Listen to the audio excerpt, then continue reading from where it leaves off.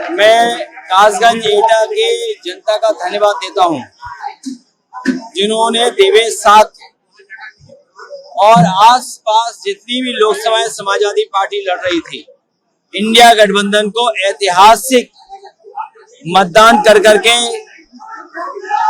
हम लोगों को जिताने का काम किया। और इंडिया गठबंधन समाजवादी पार्टी जहां जीता, वहीं कई सीटों पर बेईमानी न होती तो आज राजनीतिक परिस्थितियां दूसरी होती। कासगंज एटा के विकास के लिए समाजवादियों ने हमेशा काम किया। नेताजी की सरकार रही हो और आज अगर आप तुलना करेंगे तो एटा कासगंज को विकास में पीछे छोड़ दिया। यहाँ का किसान दुखी है, आम लोग परेशान है महंगाई से, भ्रष्टाचार बढ़ रहा है। और जहां 10 साल की सरकार डबल इंजन, एटा और कासगंज में विकास आते आते डबल इंजन का धुआं निकल गया है। और भारतीय जनता पार्टी को हटाने के लिए पीडीए समाज, पीडीए परिवार पूरी तरीके से तैयार है।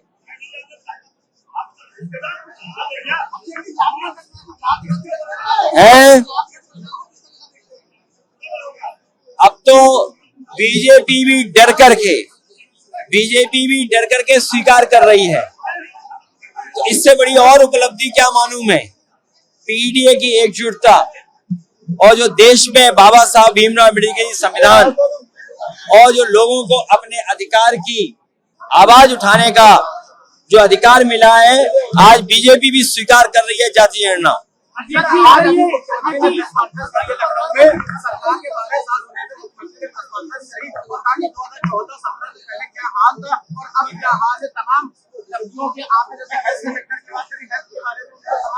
मैं कई बार सुनता हूं कि मुख्यमंत्री जी ये कहते हैं कि 2017 से पहले कोई पहचान नहीं थी उत्तर प्रदेश की।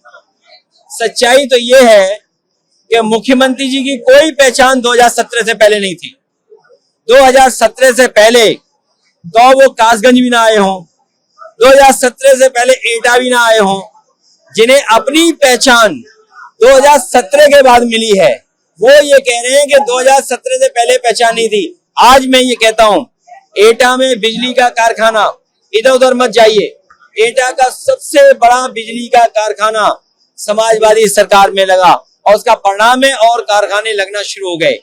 जब एक बार पहले मुख्यमंत्री थे, याद कीजिए, नेताजी उस जमाने में जितना पुल सड़क बनना चाहिए था बनी और यहाँ के विकास के लिए काम किया। पहचान मुख्यमंत्री जी की नहीं थी और इनकी सरकार में यही उपलब्धि है 12 साल की कि डीजल पेट्रोल खाद और रसोई गैस और कॉमर्शियल सिलेंडर ऐतिहासिक महंगाई के साथ बिक रहे हैं।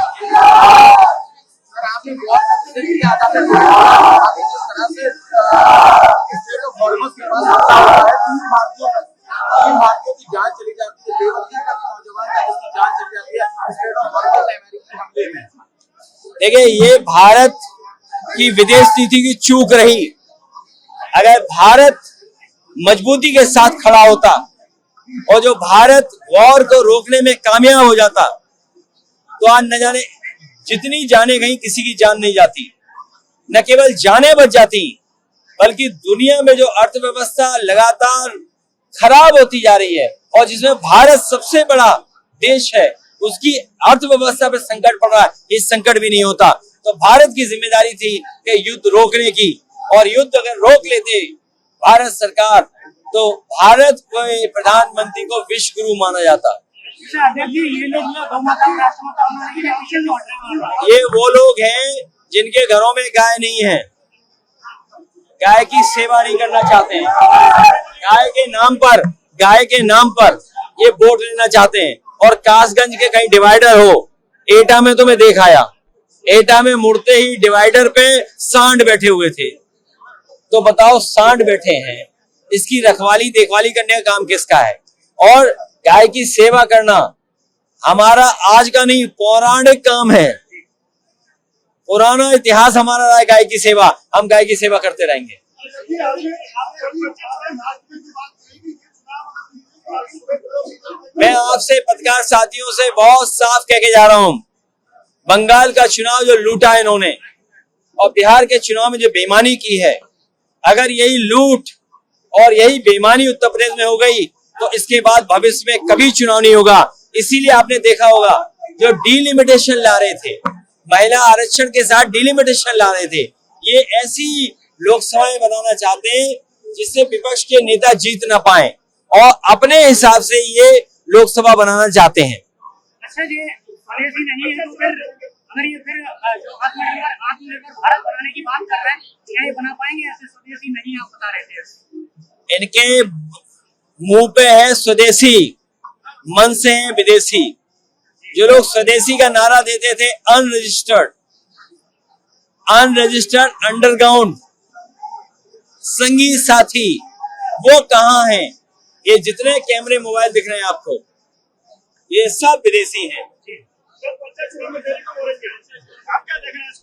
पंचायत चुनाव में ये देरी हो रही है कि वन नेशन वन इलेक्शन का फार्मूला फेल हो गया है और गांव के लोग तैयार हैं बीजेपी को सबक सिखाने के लिए, क्योंकि उन्हें खाद की बोरी नहीं मिल रही, डीजल नहीं मिल रहा, पेट्रोल महंगा हो गया, स्मार्ट मीटर बना करके तुम लूटने की तैयारी में थे, इसलिए ये गांव में नहीं घुस सकते।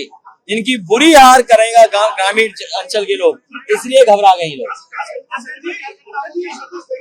हम अपने कार्यकर्ताओं से कहेंगे कि प्रेम, दया और अपनापन पीडीए को मजबूत करें।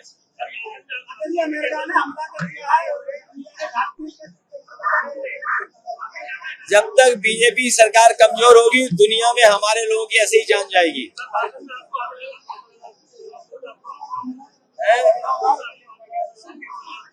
कासगंज और एटा के विकास के लिए अलग से मैनिफेस्टो बनाएंगे।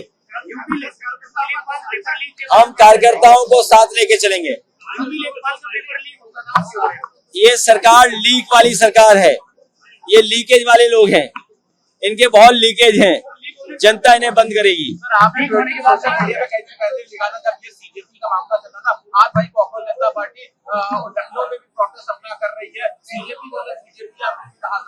बीजेपी को अपना विरोध स्वीकार नहीं है, अगर कोई विरोध करेगा तो उसका इनकाउंटर कर देंगे, विरोध कोई करेगा तो उसे जेल भिजवा देंगे, विरोध कोई करेगा तो उस पर झूठे मुकदमे लगा देंगे। इसके लिए जिम्मेदार हैं हमारे मुख्यमंत्री जी, हमारे मुख्यमंत्री जी जिम्मेदार हैं। इसलिए जिम्मेदार हैं क्योंकि डबल इंजन की सरकार है और इनका महंगाई और भ्रष्टाचार की वजह से धुआं निकल गया डबल इंजन का।